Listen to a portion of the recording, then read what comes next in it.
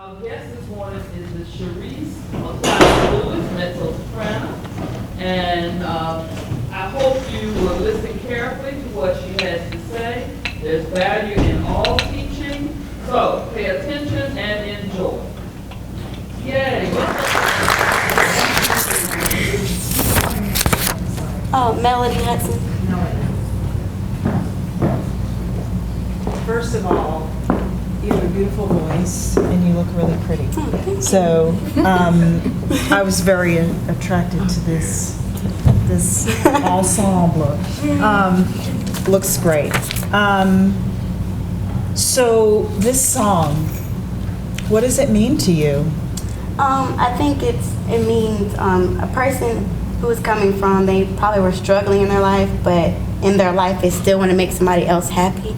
And if they can do that before they die, or before they go on, that, they won't be living in vain. They won't be living, for not a purpose at all. When this was a new song to me. I didn't know this particular art song, and I was struck by those words. It really moved me, even without having, ever heard it before. So that's what I want to get from you. And what I got a little bit from you from that performance. Were you nervous? I got a little bit of fear and just being nervous. And so as we sing through it again, I'd like you to really let's make it specific. Sometimes it's helpful when we're trying to perform a song to find a way to make it specific to us. So let's think of a scenario of someone. The words are, if I can stop one heart from breaking, I shall not live in vain. If I can ease one life the aching, or cool one pain, or help one fainting robin unto his nest again, I shall not live in vain, I shall not live in vain. So let's think of something that matters to you. Tell me something.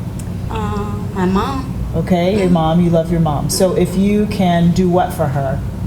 Like make her smile, help her out. So I want you to think, you're sort of, even though this is in English, you're sort of coming up with a melody translation for making this personal. So maybe you're like, if I can help my mom smile, I shall not live in vain. Or whatever else is important. Yeah. So even though you're singing these words, which are by Emily Dickinson, make it personal, because then we get that from you. Okay. The other thing is, I want you to start it again. I feel like I want more voice. Okay. Okay? And when I say that, I don't mean I just want people to sing loud. I want more core, I want more soul, I want more heart, more feeling, and what that translates to is more connection. Okay? So I'm going to stand up here, just start it over, and I'll stop you. Okay. And what I want you to, what I want the students watching to be on the lookout for is, does she seem more connected to the text? Are we not focused on her seeming scared, but rather communicating what this piece is about? And is there more voice that we can hear? Let's try.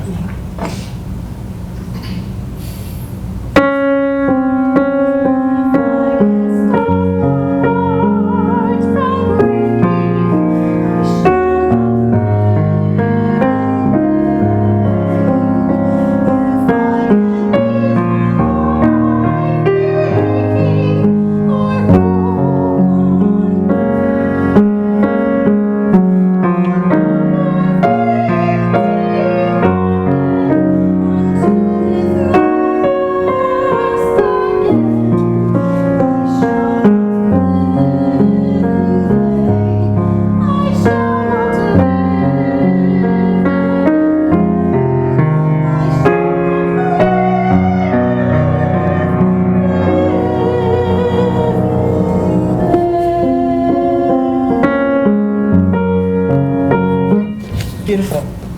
Beautiful. Was that a difference? As I stand by the side, view you from the side as opposed to the front, what I sort of notice is there's a little bit of slouching going on, and the neck is a little bit forward. So I just make sure that your feet are, that you have a good, comfortable open stance, but I want you to be more tall, more erect. And so that doesn't necessarily mean lift your chin up. Keep everything in line. But I think that will help with your production, okay? So try one more time, and I'm going to stop you sooner than that. Okay. Let's start from the beginning one more time.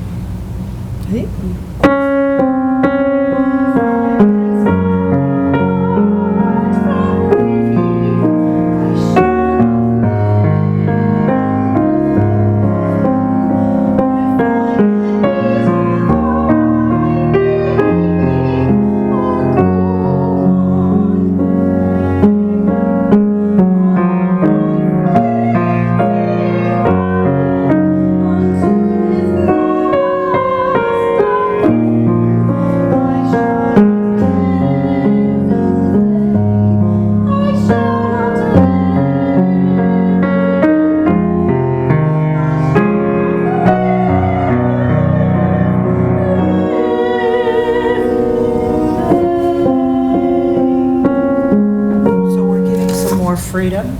I know that you can hear that there's more freedom vocally. Here's what I want you to think. Is this the first? I'm confused. Is this the first page? When you get to these higher notes, if we started or help one fainting, Robin, this is what I want you to think. What I want from you, technically is a more consistent airflow. And I'd like you to pick a point in the back of the room and sing to that point, so your breath has direction and it has velocity and speed. And when you get to these higher notes, just let go and really sing to that point. So if it's okay to start in the middle or help one fainting, Robin. No, wait. No, let's do that. Let's start from here, because I want this F to soar, okay? And then when you get to this G flat, same thing. So pick a point in the back of the room and really ground yourself. Your posture was better. So now I want to free your breath and have it have more direction. So there's more consistency in your vibrato, your airflow, that speed. So is it possible to start here? Or help one?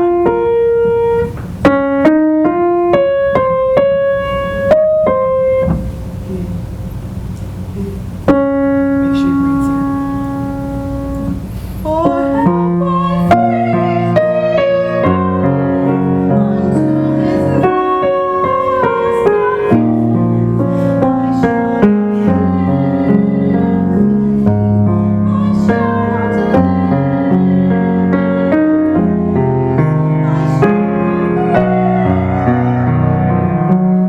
That's okay, but that was a hard place to start. Do you know where we are? Yeah. You got it? Okay, let's do it one more time, because I notice a difference. There's more consistency in tone. You can hear the voice, the listener's ear can hear it more consistently instead of it going in and out of the resonance and everything. I just want to commend melody here. This is a really hard song. The time signature goes from 3/4 to 2/4 to 3/4 to 3/4 to 2/4 to 3/8 to 3/4 to 2/4. I mean, it's like that. 5/8, da da da da da. And to try to memorize that is really hard. So you're doing a great job. And then try to do it in the middle of the song when this lady asks you to just start in the middle. That's really hard. So, are you good to start here? Keep doing this.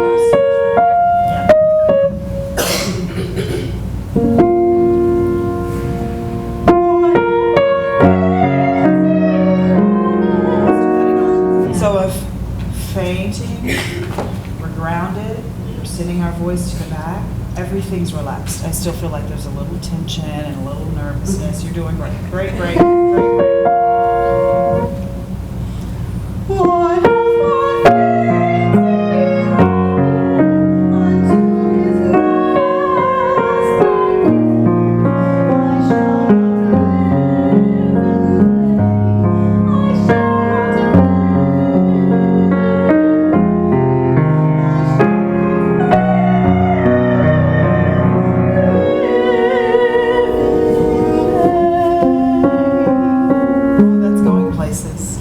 going places. Now listen, when you get to nest, this D flat, you still have to have that support or we're going to go under pitch. Okay. We have to do that again. Listen, I shall not live, when you get to the G flat up there, you've got to let go and keep that air moving so that we stay on pitch, okay? I want you to start at the same place. We're killing this section. This is great. But everything's a challenge, but this higher part, you want to make sure that you're moving your breath, that you're staying on pitch, and that it's really full and released. Let's try it from this part one more time. Is that okay? All right. What have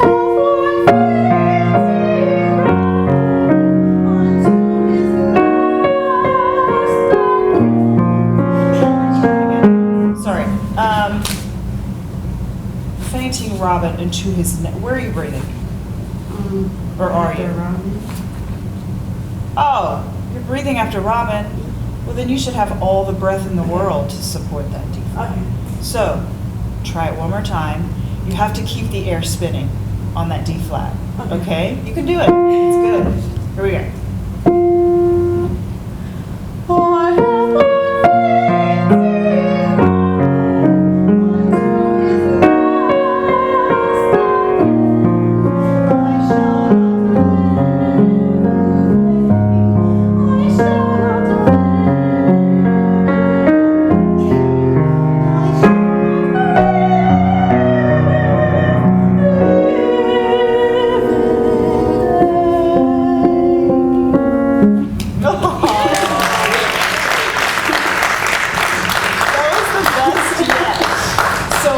The best yet. What I have to say to you guys, which you already know, is singing is not easy. Okay? People don't just get up and sing, and it takes hard work. And so in order for you have a great gift, but you have to work. Meaning you're going to have to really be spinning your air and breathing, even on these sustained notes, or the pitch is going to fall. You've got to work, and you've just taken a breath. That's why when you told me, I was like, she should never be under pitch here, like ever, because you have all the breath in the world, you just breathed. This, live in vain. It was so much better, but you've got to work on these high notes. You know what I mean? Can we keep going? I've got a couple of minutes with you. Can we start at leading into measure 30? Do everything else. Do everything. Okay.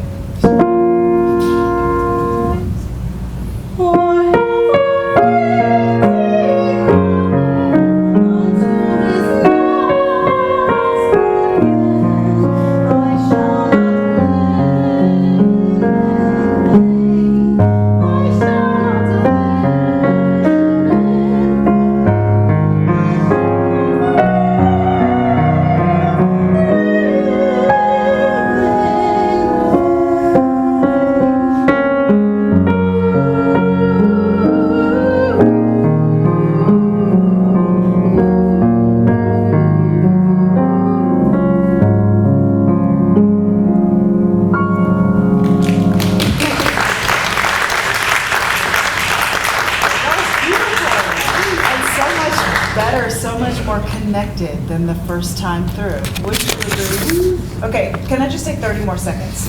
Can you just do this? I know, it's hard to jump in the middle of this. Okay, so you see where we are. Okay?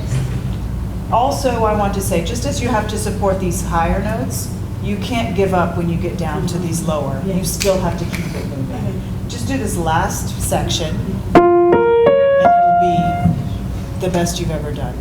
Okay, I'm going to step.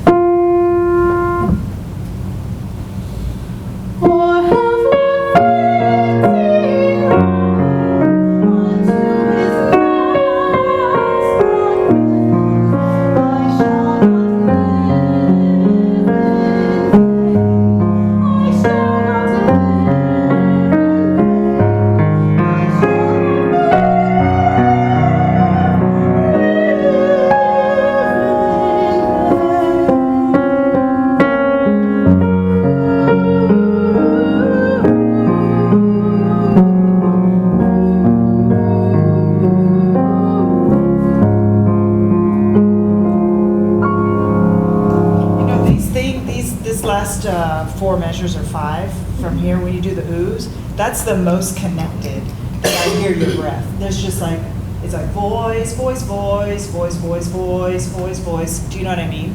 You need to do that for all of your singing. Okay. Just a nice, beautiful line.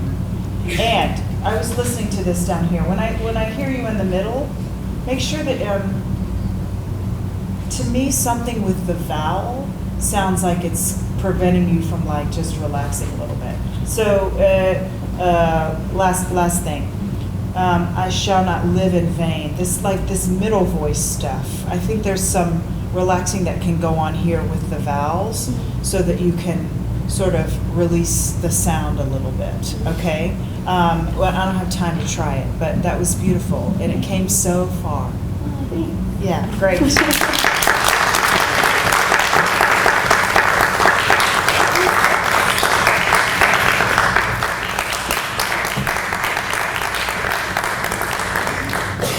Good afternoon, my name is Edwin Gilliam, and today I'll sing the post from Schubert's song cycle Winterreise.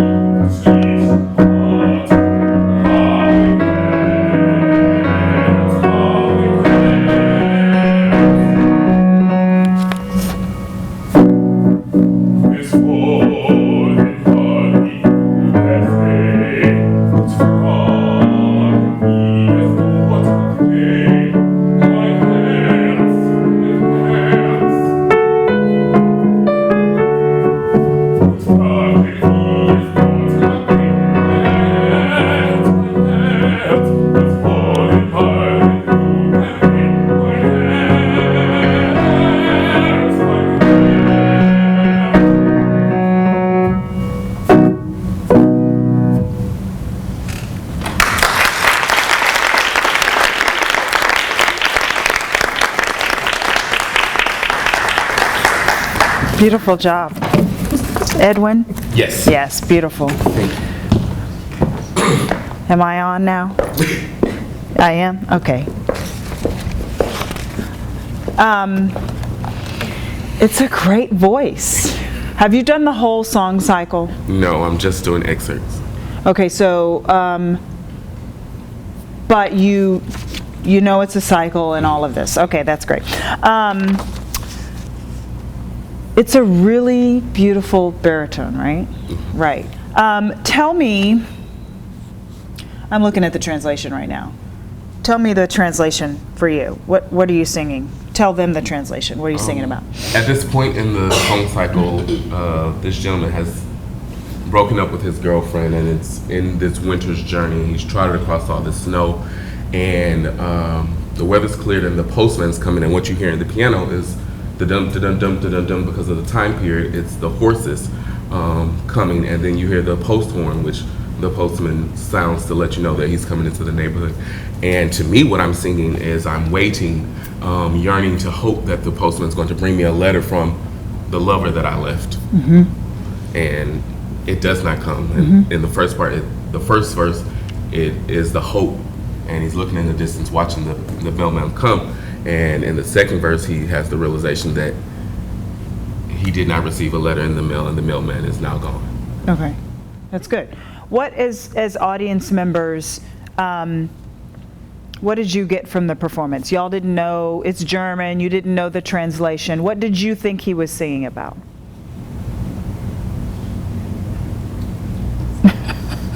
Anyone? Anyone? Well, I knew he was anxious about something, like he was waiting for something to arrive, but I didn't know it was like better than something. Right. Okay, that's good. That means you communicated that aspect of it, which is really good. Anybody else? Why are y'all so far away? They were a tad bit late. Oh, just come down. Anyone else? So the challenge with art song is the same as the challenge with opera. You have to find a way to create a scenario so that we can see the story and see the picture of what's going on. I want you to start it again, and I want you to get really specific. So on this first section,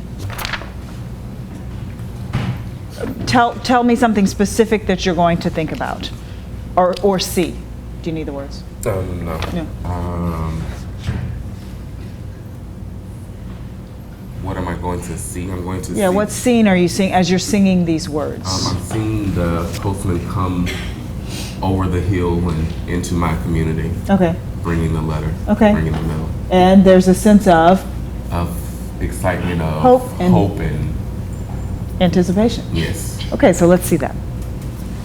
Can I stand up here? You should. Okay. Do you want to put it from the beginning? From the, yes, Very please. good. Okay. Yes, please.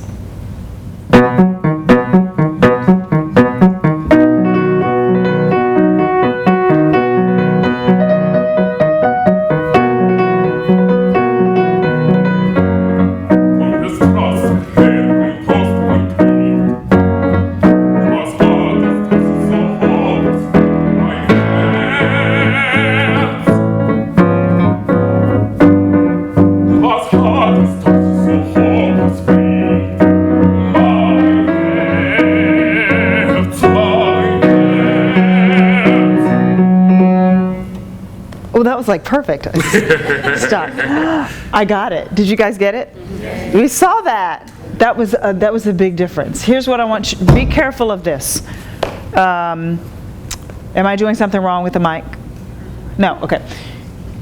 Be careful that when you have this anticipation, which is great, that it doesn't take you off your center. I sort of talk about, you know how like that I think it was Smooth Criminal, the Michael Jackson video when he's like leaning way over and you think he's, yeah. So we don't want you to lift off. We don't want you to do skiing or something like that. So make sure you stay grounded, but still have that anticipation. And then it doesn't bring you, I want you to be erect in your chest and your body, but not so much that it brings your breath too high.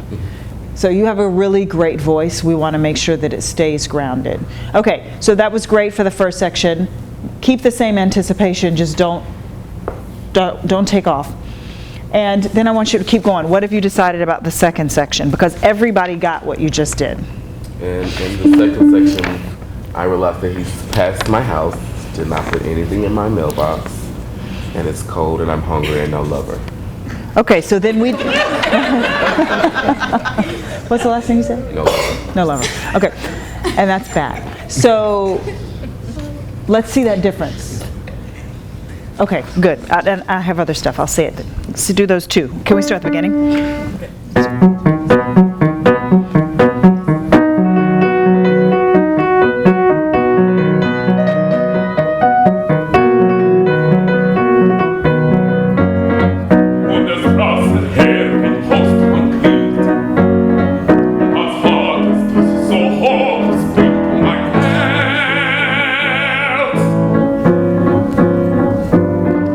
Was hart ist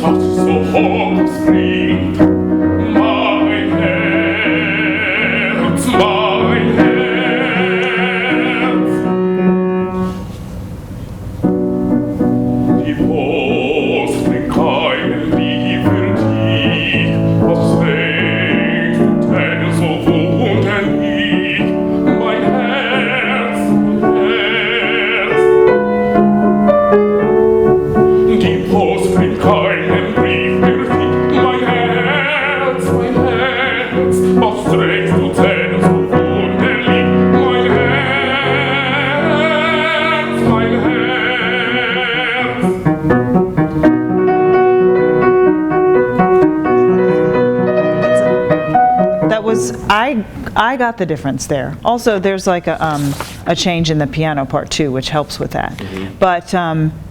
But I liked how it was an easy transition. Like it wasn't over telegraphed, I guess is what I'm trying to say. Do you know what I mean? Yes, ma'am. And I also feel like when you know specifically what you're thinking and what you're seeing more, it frees your voice up. Like his voice sounds like fuller and easier and stuff. I'm wondering on some of the Mein Herz, when I was standing out there the first time you did it, I'm not out there now, I'm seeing it from the side. What I wonder about the Mein Herz, is it a little too, if it's a little too spread? Mein Herz.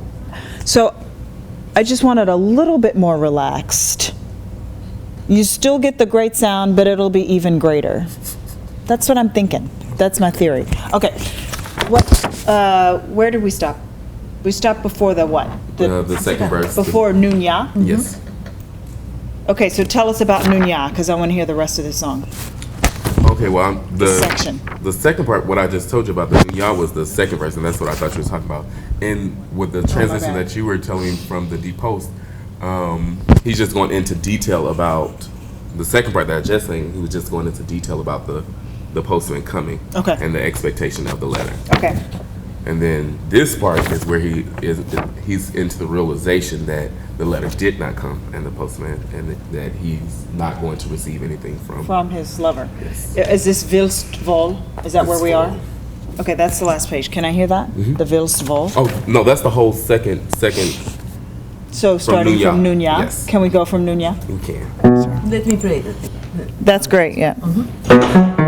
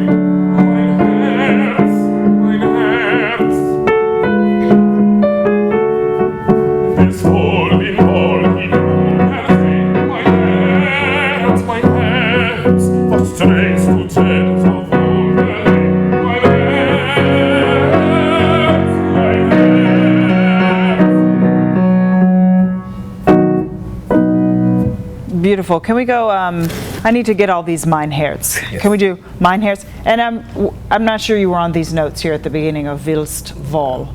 So I want to go back, but before I want to go from this third system, Willst wohl, because I want to get those mein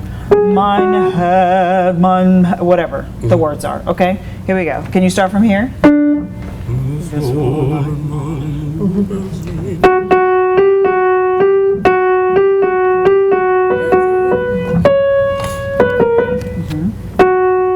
interested in the Mein Herz.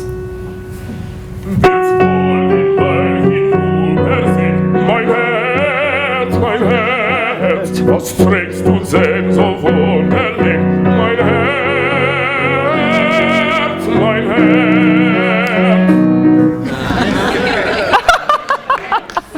Hello. Let's sing like that. That was really good. So what I noticed, and I have to be careful because this, the first time you work with the singer, you got to figure out what's a technique thing, what's an artistry thing, what's going on. And my first thought when I watched you was, there's a little bit too much going on here that's taking the voice a little out of line more than I would like. So I want you to emote. So you work with your teacher and decipher what I'm saying and take it with a grain of salt. I want you to emote, but I don't want you to over-articulate the face so that it impacts the voice. So start this one more time. And this needs to be just more relaxed a little bit, not too overdone there. Yeah. This falling who persig mein Herz, was trägst du denn so wunderlich? Mein Herz.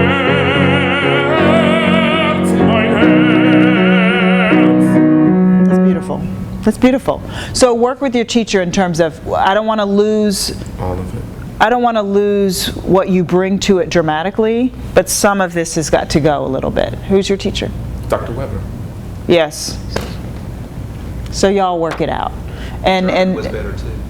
what's that? And the German, exactly. Because he was using more teeth and tongue rather than. Then la la la la la, and all of this. Okay. These notes. What we have to do one more person. Can you just do the last page? What's that? Not time. Okay. Well, can we do the last page? Just this? Because those notes were a little. Yeah. Okay.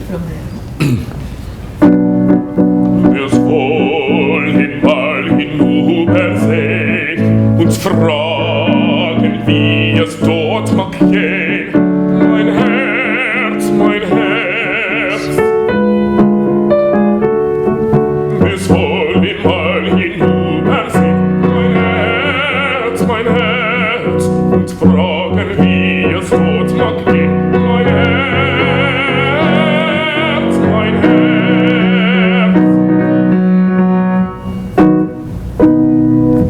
Bravo! That's great.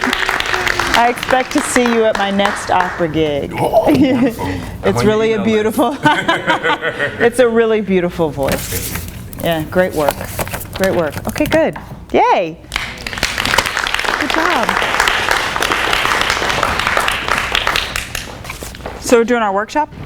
Not yet. No? One more. All right.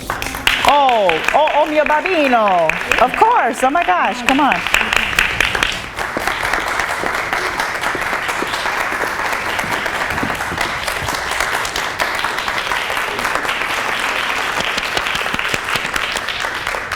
Good afternoon, my name is Amanda Varner, and I will be singing Puccini's O mio bambino caro from Johnny Studio.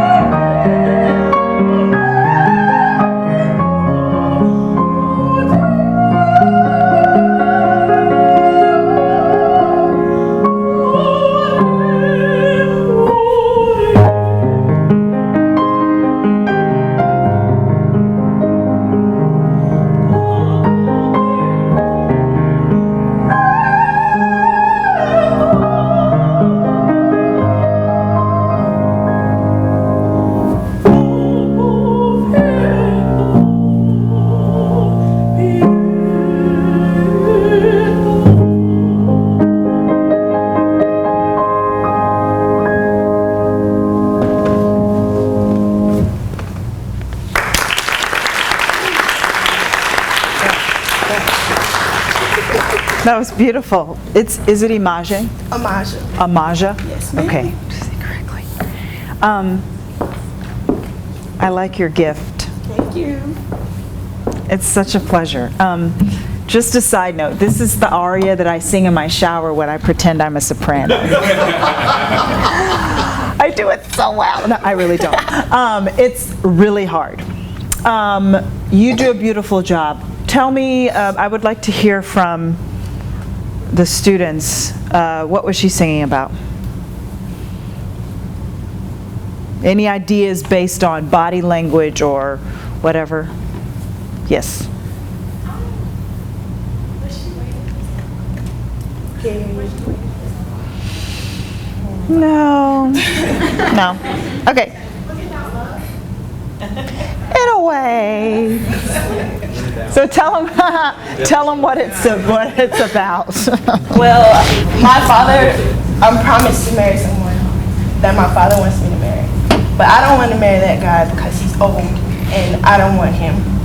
So I'm like begging that I can marry who I want to marry. But then I realized my father's right and I should have married who he wanted me to marry. Yeah. So did you get that? That was very expressive the way you just said that. Yeah. Good point. Teach. So what I want to say is the voice is beautiful, but we can go a little further with the communication in terms of what we're talking about. So we're pleading with your father. This is in the time of arranged marriages, and you're going to marry that guy because he has the money. He has money to give me, and it works out with the families and all of that stuff. So I need more pleading. I need more longing. So let's just start it again. Okay. And I'm going to stand up here if that's okay.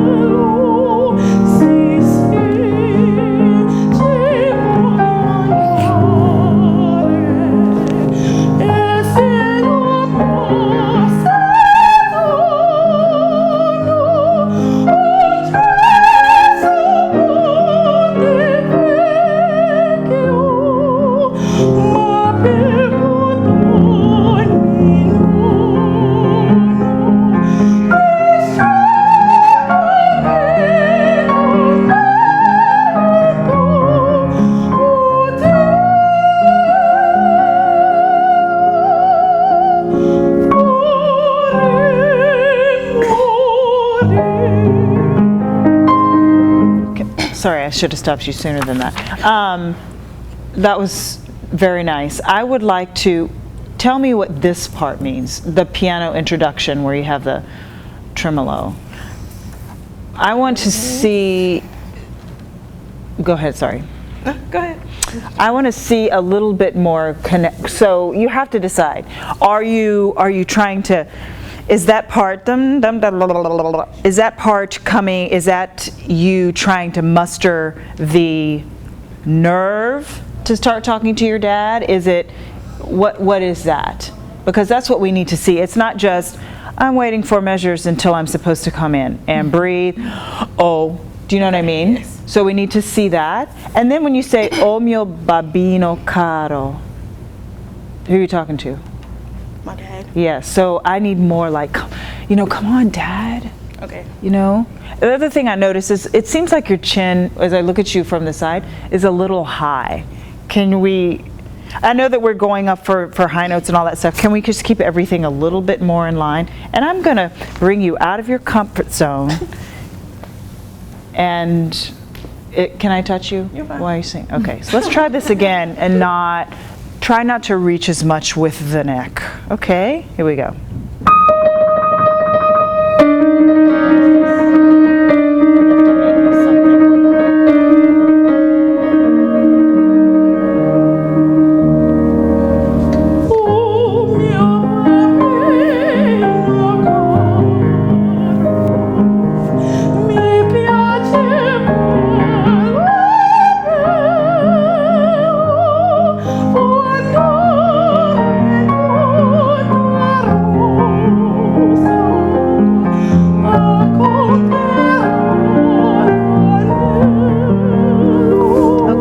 we go back from at the first? That was better. Okay. But I still think you can do more. It's still a little generic. Okay. Still a little wait and sing. Mi piace. When you go from this A flat to this A flat, how do you feel about that? No, I just meant like technically, not character-wise, but just like technically. I try to just let it come out. Right. But then I think about it. Yeah, that's when we go wrong, when we think. Take it from me. So I just need I want a little bit more connection. I want you to let go. I feel like there's a little bit of holding between those A flats. And I just want you to relax and just let the sound pour forth. Can we just start from the beginning? Or can you start right? No. Start on O mio babino.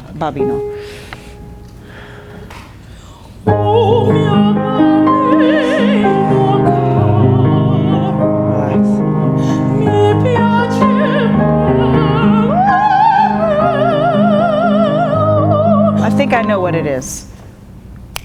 You need more connection between the A flat and the E flat after. So mi piace bella. What you're doing is you're stopping your air after the A flat and you need to keep it moving. That's what, so it sort of makes it sound a little disjointed. Okay, can we start right on mi piace? Mi piace. Yeah, that was better, but you can do better. I said I wasn't going to sing today. Okay. So try that again, but you can keep this air spinning and moving. Keep going.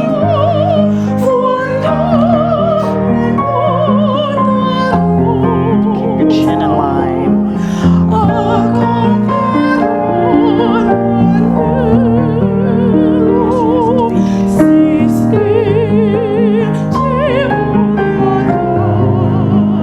Keep the air moving.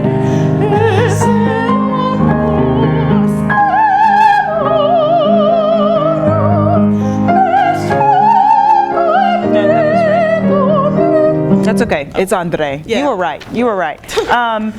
This is the CC. Yes, plead. CC. I need more there. Okay. You're just sort of doing CC. You know what I mean? Where's a good place? Let's go for mi piace again. Watch out for. You're still a little, sort of, yeah. Okay. Mi piace.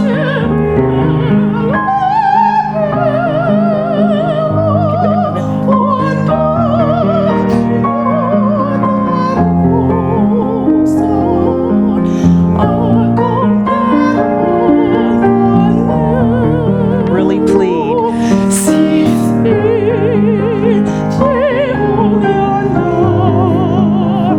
Good breath.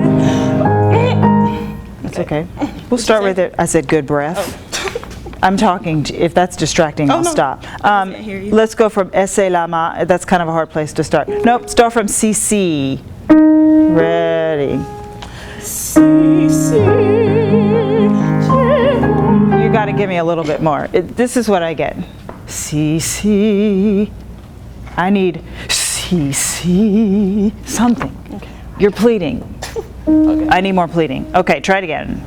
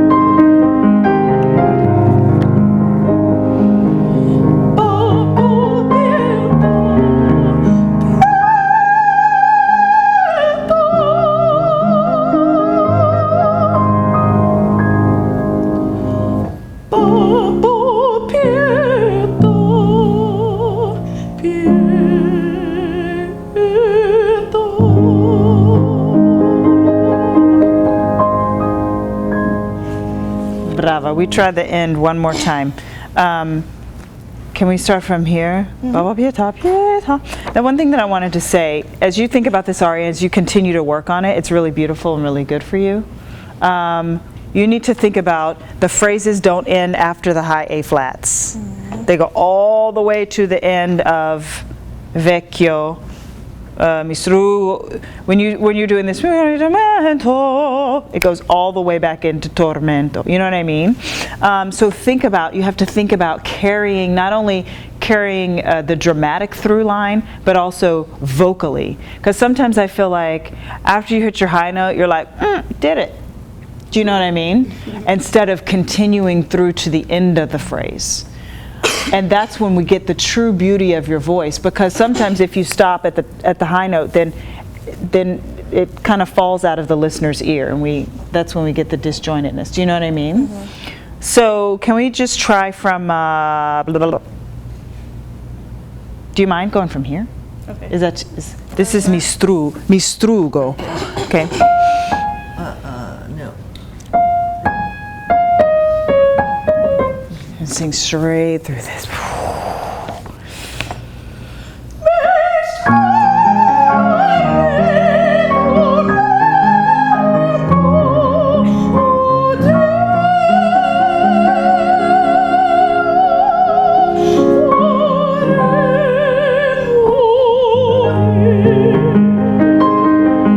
Have to get that bottom note too. We go.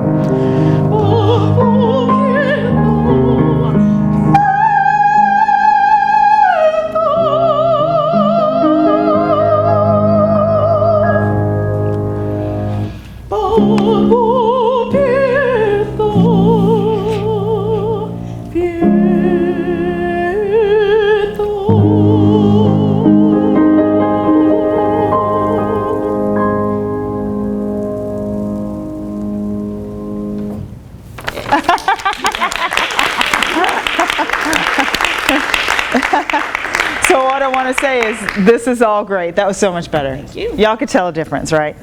When you get to here, this is like easy. You're coasting. Aria's over. Not really, but we still need as much voice on from the F to the A flat. Okay. Pietà, straight to the end. It's not over. Okay. That's beautiful. Thank you. Great job. Thank you. Oh, I'm so glad you did. Thank you. Yes, ma'am.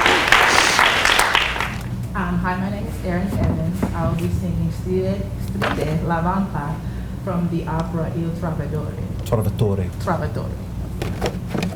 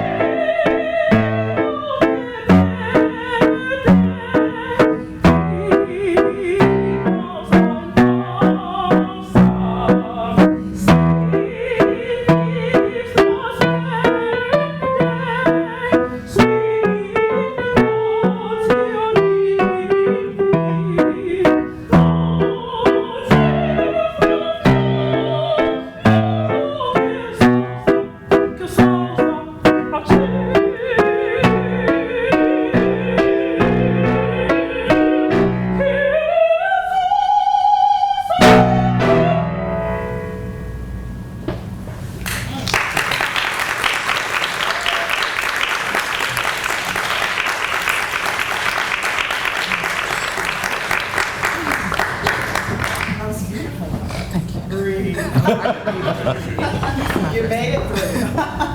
That was really beautiful. It's funny because one of the comments that I was thinking about sharing with you, you sort of, at the end, started to let go. So what I was noticing was you pretty much saying like this the whole time. And that's probably a manifestation of nerves. But what it also does is it makes your breathing a little shallow. Like it seems just a little high. And you have such a beautiful voice that then when you let go at the end and sort of let your arms go, all of this voice came out, right? And it sounded really beautiful. So we're going to, I'm a touchy person, so hopefully that's okay. She's good, she's used to it. And so what I'd like for you to do is just relax your body. Another thing that I wanted to ask you about before I have you sing part of it again is, how do you prepare to sing an aria like this? Like, have you created a scenario in your mind? Yes. Have you created, what's the scene? Set it up for everybody. What are you talking about? I'm talking about, my character is asu-tv. I'm a gypsy. Her mother is being burnt in the fire because she has committed a crime. And so I'm telling the story of how it looks with her being burnt in the fire and everything. I'm trying to paint that. As you're telling that story of how she was being burned. Why was she being burned? She was being burnt because she killed. She was a. Yeah, she was a witch, and so they was trying to kill her off. So as you're retelling this story, this is disturbing to you. You're telling about basically the murder, the death of your mother. So there's a lot of emotion involved in that, and that's what we want to see. But then it becomes like, okay, so when we're singing arias, how do we do it so it's not just like stand and sing, and yet we don't have blocking and we don't have sets and props and stuff like that. So, but I just wanted to see more physical freedom from you. And we started to get it at the end. So I'd like for you to start it again. And I may stop you at any time. So see this scene, see your mother.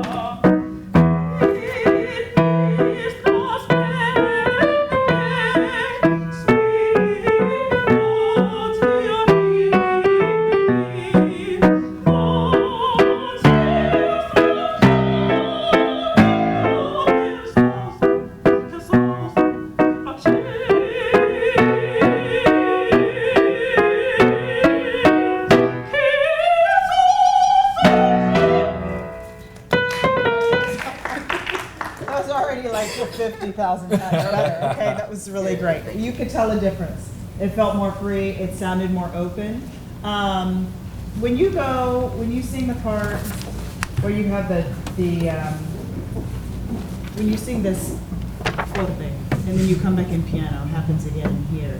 I'd like a little bit more difference with the dynamics. Okay. Like what I'm saying to myself when I hear you sing this is, man, that's a really good voice. Can I have more of it? Mm-hmm. Can you please give me more? Okay. So you just need to release and let go.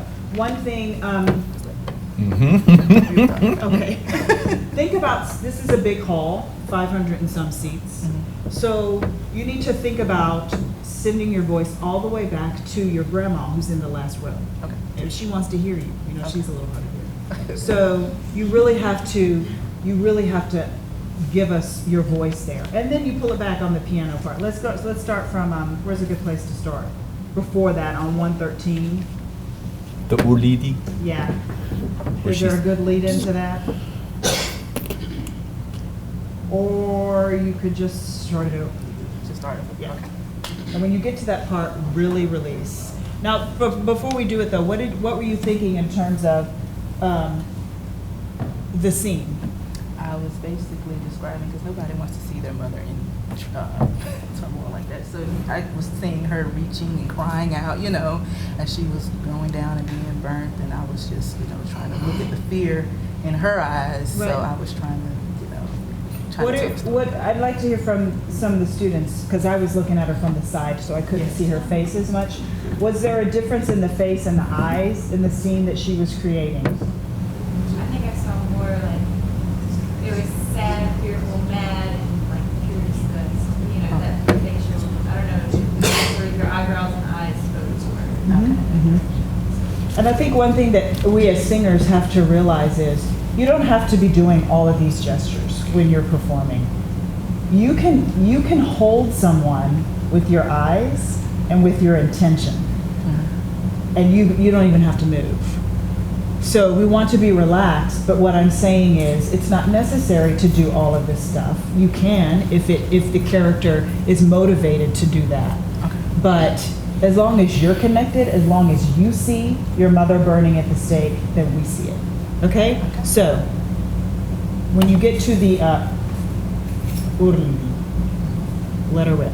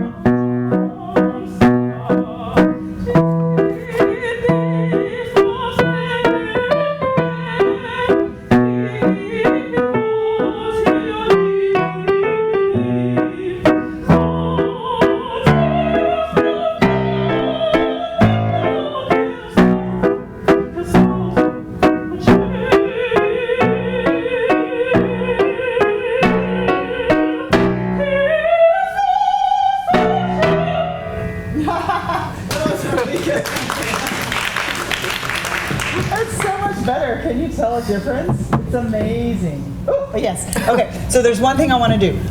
First of all, I noticed that when you are more focused on communicating and stuff and you're not holding your arms, your breathing is more grounded. It's not as high, which is what we want to,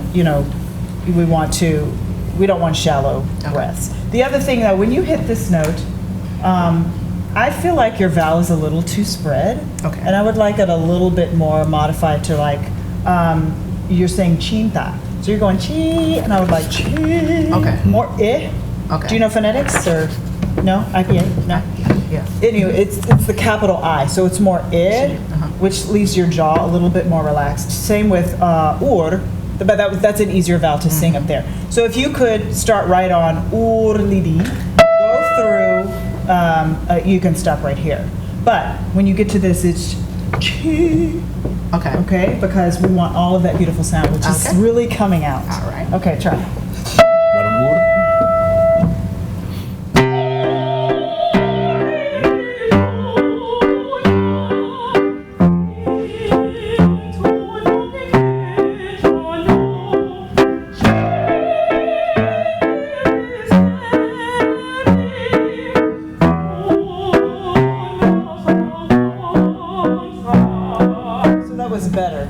That was better. It might. You're used to doing it the old way, and that's how you feel like you're in control. But if you let this go, it's going to be a better sound. it's same here when you're on the intorno down here on this A. That's also a little, you can relax that a little as well. Okay. I think that would be great. How much time do I have? Am I out? A 0. Oh, it was beautiful. Thank you. Congrats. That's great. I have a workshop that I do with college students called Take Charge of Your Own Career. And normally I do like an hour. I don't have an hour, so we're going to try to get through it, the highlights. But I really want to talk to you guys about having a career. Who wants to be a performer? Full-time performer? In any way, that's great. And the rest of you want to teach? Yeah, that's great. This will apply to everyone because it's about having a successful music career. It's hard to know where to start. So if whatever your instrument is, whether you're a voice major or you're an instrument major, why do you do what you do? Why did you decide to major in this in college?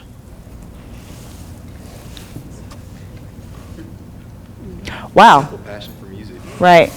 Passion? Yes. It's the only reason I went to college. When I was in high school, I didn't have a desire to go to college. So when I figured out I could major in music, that's what made me want to go to college. Good. Yes. It's what I grew up doing and fell in love with it. And I really can't see myself being a veterinarian or a clerk. I mean, Yeah. yeah. So the reason why I asked the question is because I think it's really important for college students. It's a great 4 years that you guys are going through right now, but you have to get really specific right now, and you can't waste time because the 4 years is going to be gone like that, and then you're going to be like, oh, I need a job. And what did I just spend the last 4 years doing? So really think about identifying why you're here. Why are you studying to be a performer, those who want to perform? Why are you studying to teach? And you need to get really specific about your goals so that when graduation day happens in your senior year, that you have some direction and you're not like, which is maybe how some people were when they got out of high school. I think it's important, particularly for performers, to be able to recognize what your strengths and weaknesses are and be able to work on those things while you have this kind of insulated, safe environment. Let me just read you the definition of professional versus amateur, and then we'll dig into more specifics. A professional is engaging in an activity as a source of livelihood or as a career. So one who learns and earns a living in a given occupation or a skilled practitioner, an expert. An amateur is a person who engages in an art, science, study, or athletic activity as a pastime rather than a profession. So if you guys are all music students, then you want to do this as a profession, meaning you want somebody to actually give you money to teach lessons, to perform, or whatever. So I just want to help you switch your mindset so that you can really focus on this time. So you need to change the way that you think about your career. So for those who are performers, who want to be a performer, what are your short-term goals after getting out of school? Let's see, the first 2 years after graduating, performers, what do you want to do? And then I'm going to ask the same question to those who want to teach. Your first 2 years after graduating from ASU, what are your goals? Who wants to go? What's that? Going to grad school to get more refined and work on my craft. Okay, so that's an option, going to grad school as a performer. Yes, ma'am. I want to go to grad school, and then I really wanted to audition for something big. What have you thought about what you want to audition for? Probably American Idol. Oh, okay. That's definitely an option. Anyone else?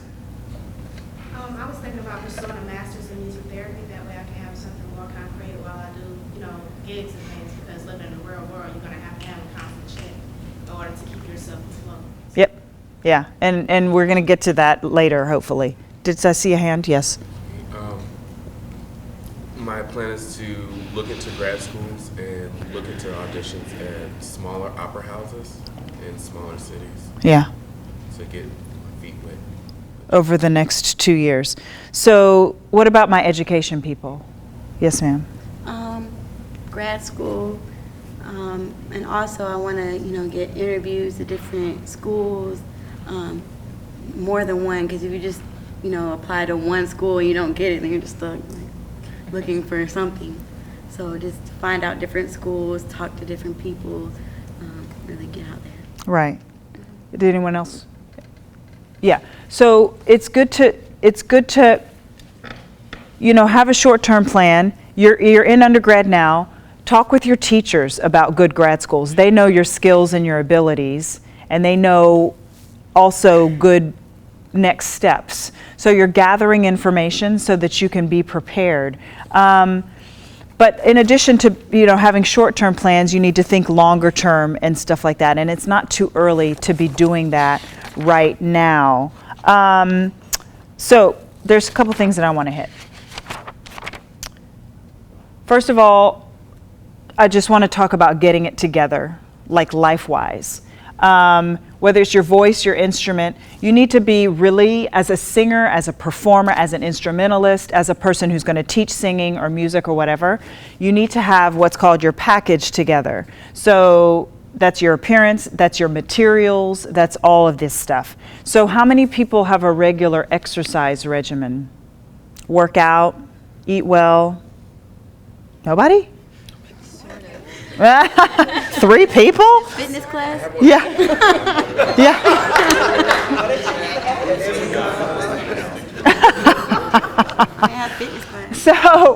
So it's all important, especially it's important for anyone, because let me tell you something.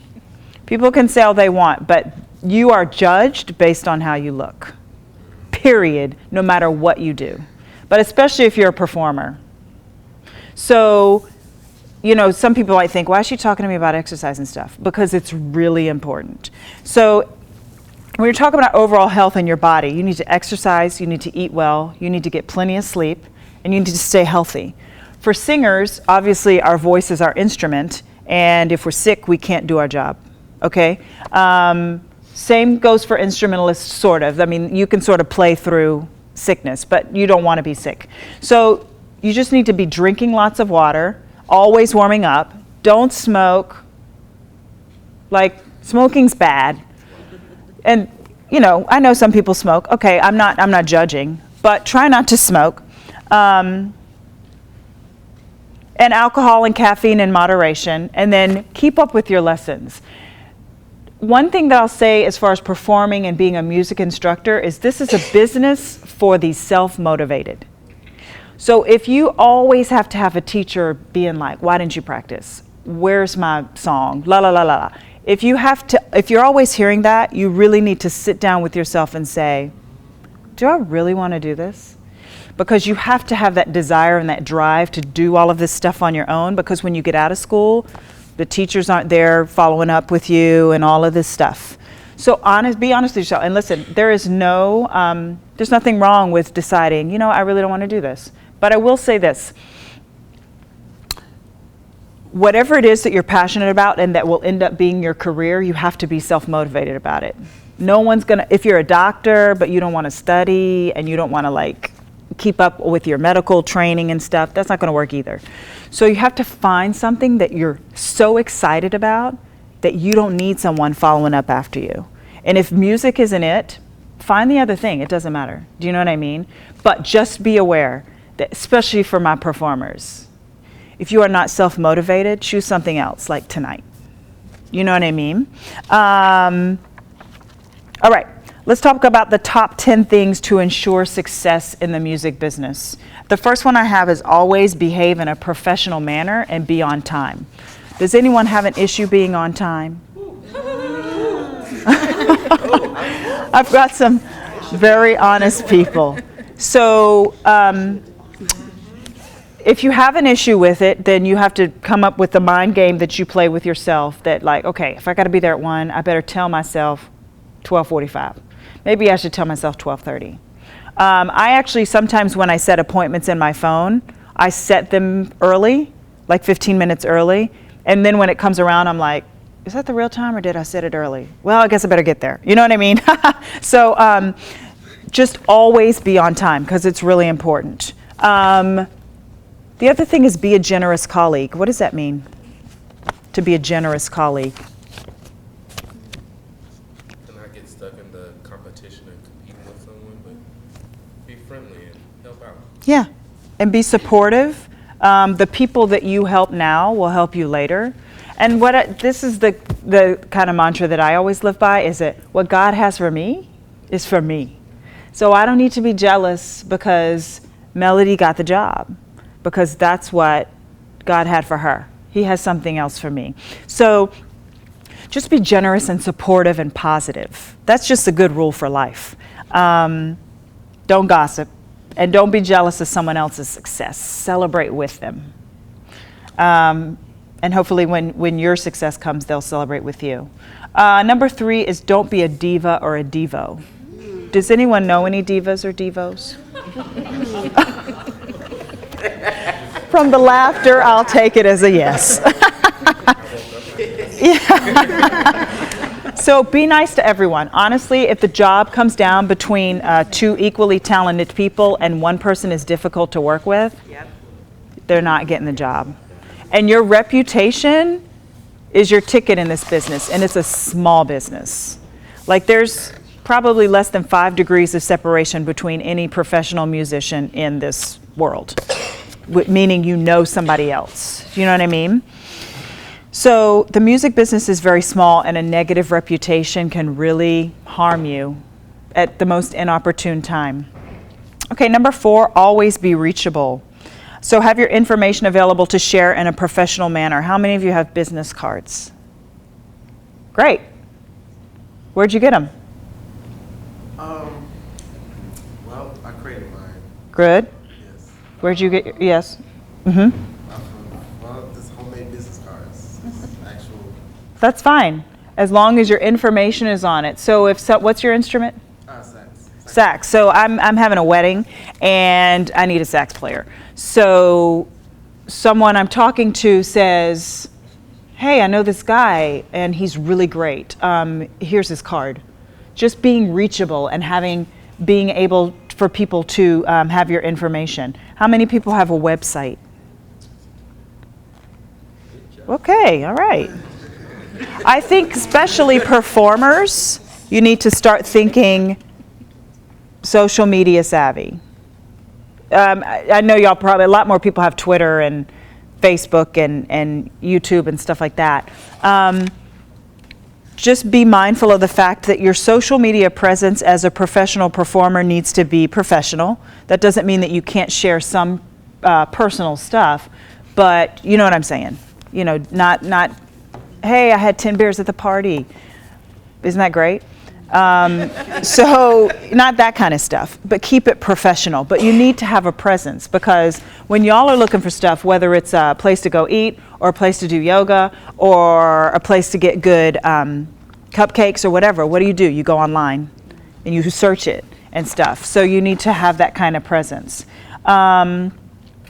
Also, return your phone calls and your emails promptly, you know. And have a professional email address. Not like, don't you want to be me 35 at Yahoo, you know what I mean? So have it be your name or something professional. Maintain good health and appearance is number 5. So we've already sort of talked about that, because you're judged based on how you look. It's just the American way.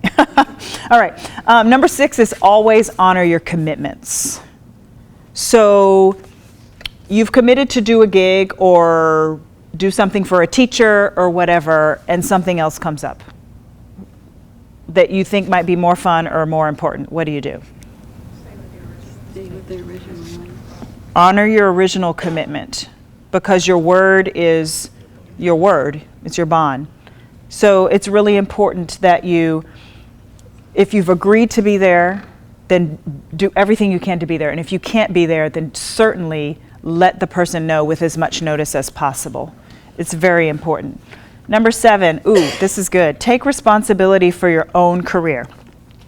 This includes marketing, publicity, networking, researching and pursuing your own opportunities. You can't wait for someone to do it for you. Even if you have an agent or whatever, that's not the time when you kick back and do nothing.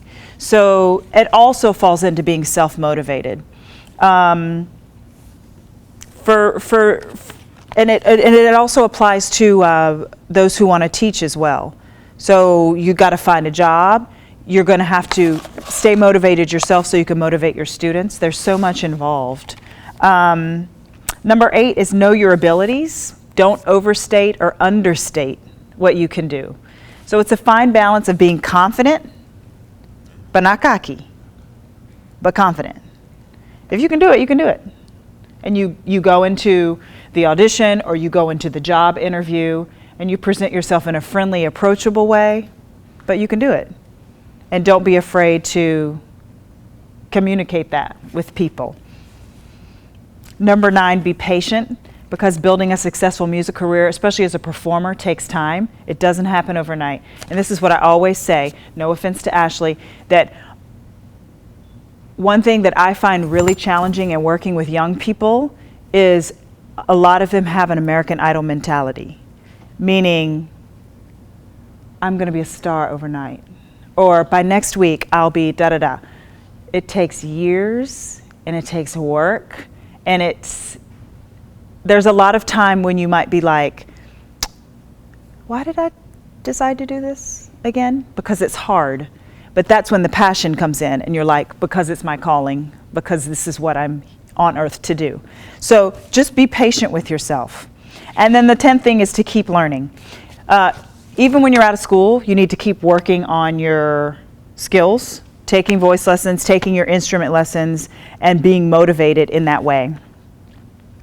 I still take voice lessons every week when I'm home at $80 a pop. It's painful. That's a lot of money. But if I'm going to be a professional singer and I'm going to be traveling around still trying to sing, then I need to make sure that vocally I'm where I need to be. All right, this is good stuff. Things that you can do right now, practical steps you can take right now to have a successful music career. How many of you have a savings account? Ooh, with a lot of money in it?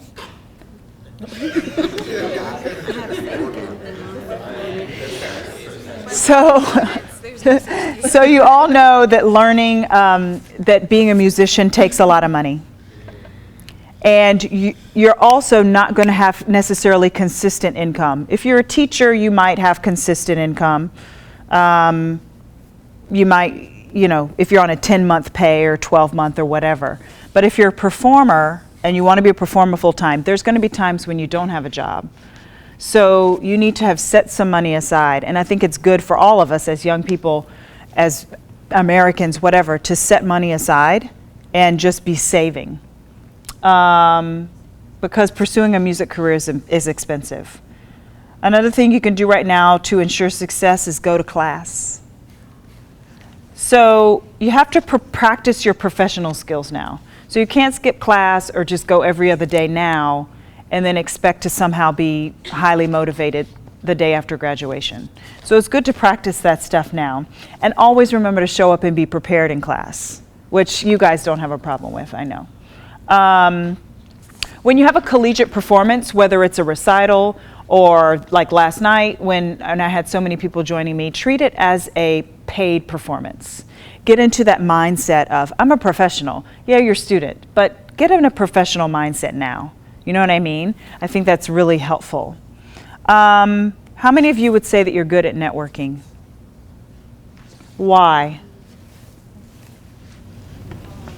The way you approach and talk to people, or the way I approach and talk to people.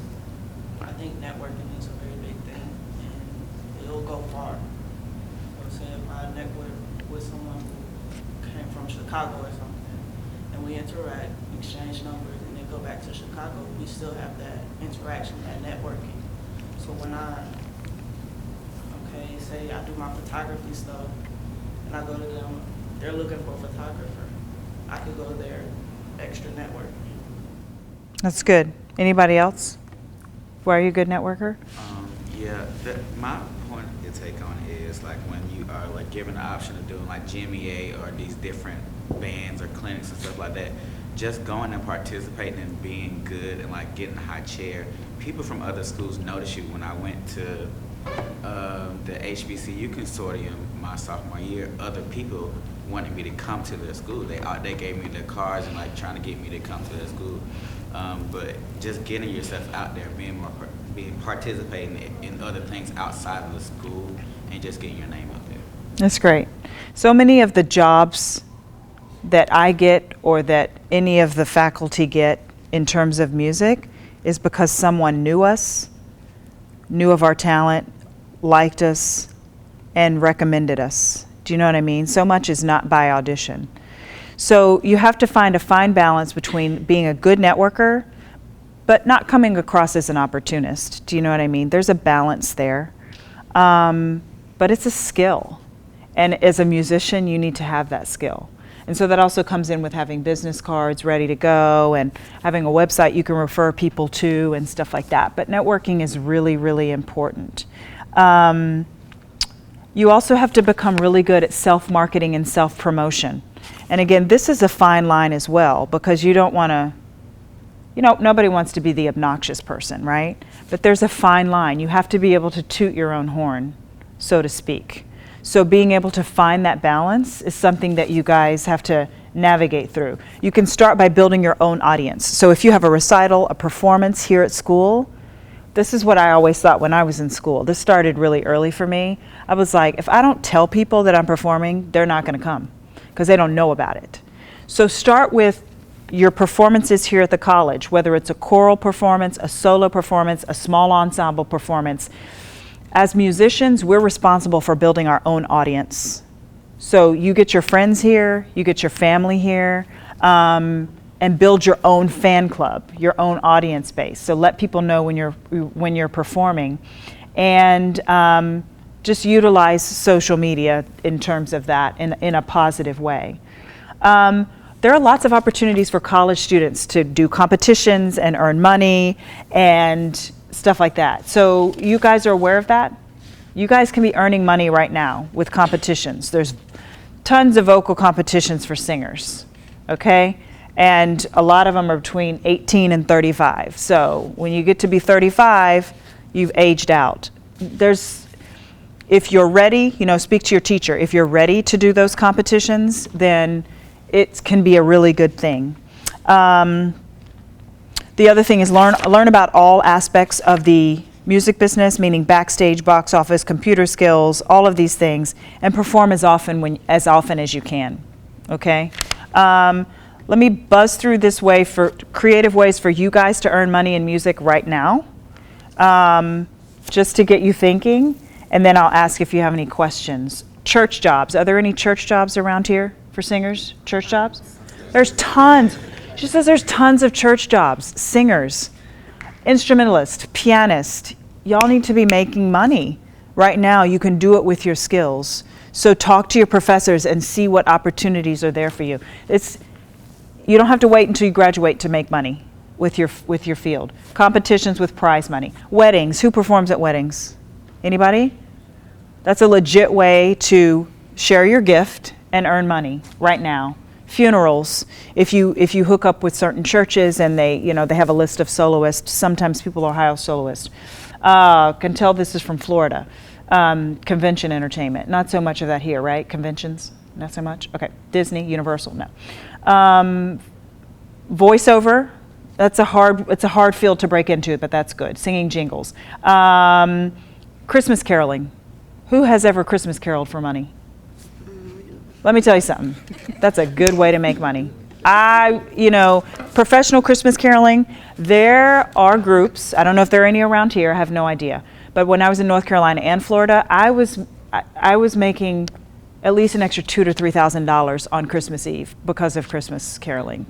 So that's a legit way to earn money if there are those organizations. Opera, music, theater, recitals, you can prepare your own recitals. Performing in retirement communities, I look at that as giving back. You're not gonna make a ton of money, you might make $50, $75, $100, but that's the most grateful audience you'll ever perform for. And they are always looking for entertainment in retirement communities. So think about it. professional paid chorus. I don't know if you have that around here, like opera chorus. And you could also record and sell your own CD. I recorded a CD just because I was passionate about the music, and I sell it when I perform. There are lots of different things that you can do. I'm sorry, I felt like I flew through all of that. I hope that some of it was helpful. Does anyone have any questions? Please know that I'm always available. I have some cards. I would love it if you would hook up on social media. I mean, I have Facebook, Twitter, Instagram, but if I always, when I go to colleges, if you have any questions and want to follow up with me later, you can email me, you can call me. I consider it one of my missions to help young people and to help people that are coming behind me benefit from some of the stuff that I've learned. I care about your success, and I want you to know that if you are passionate about what you're doing, then you should go for it. There are no guaranteed jobs anymore. Being a doctor is not guaranteed. Being an engineer is not guaranteed. Nothing is guaranteed. So you may as well love what you do, you know, and really be passionate about it and go for it. So if anyone has any specific questions, I'm happy to take them. I have cards. If anyone wants my cards, I have cards. And I thank you for allowing me to come to ASU and Albany. It's been great.